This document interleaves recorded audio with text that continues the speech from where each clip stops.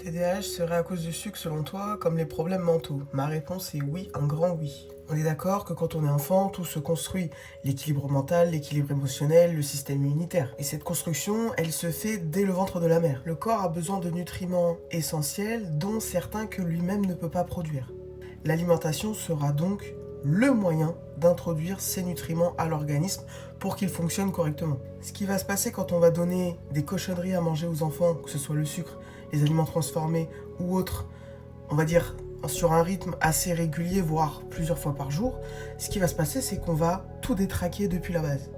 Ce qu'il faut comprendre, c'est que le microbiote qui se situe dans les intestins, c'est le centre, le noyau même de la santé.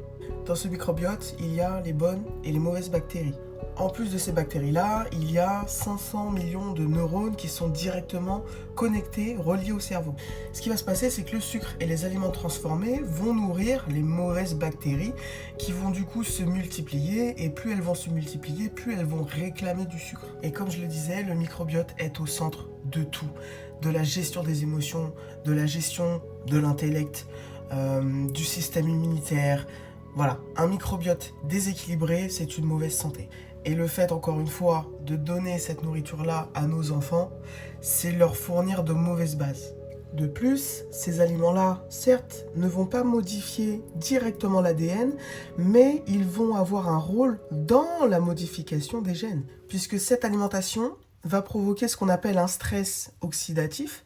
Et ce stress oxydatif, comment dire, il massacre l'expression des gènes. Voilà, je ne vais pas m'étaler plus que ça, mais je pense avoir répondu à ta question. Salut.